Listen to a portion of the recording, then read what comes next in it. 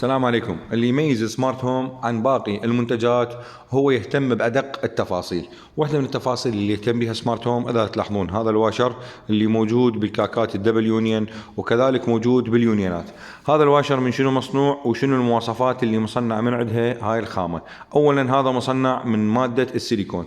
مادة السيليكون إلها مواصفات كبيرة ومواصفات عدة. أول هاي المواصفات وأهمها أنه يتحمل درجة برودة واطئة جدا ويتحمل درجة حرارة عالية جدا.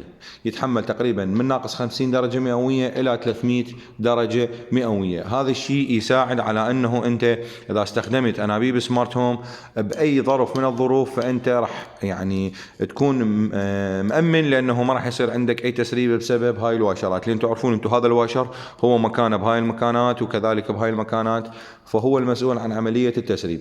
الميزة الثانية بهذا المادة مال السيليكون انه تتحمل الضغط العالي، وبعد ما سلط عليها اي ضغط، يعني اذا كربت هاي اليونيون كرب قوي، اذا تريد تفتح اليونيون راح يرجع الواشر لشكله الطبيعي. لاحظ هسه عندك هذا الواشر اذا ضغطت عليه هيك المفروض انه ينقطع، او المفروض انه ياخذ هذا الشكل مال البلايس، لان تعرفون انتم هاي البلايس من جوا محززه، بس اذا تلاحظ يرجع الشكل الطبيعي بدون ما يتاثر وبدون ما يشوه.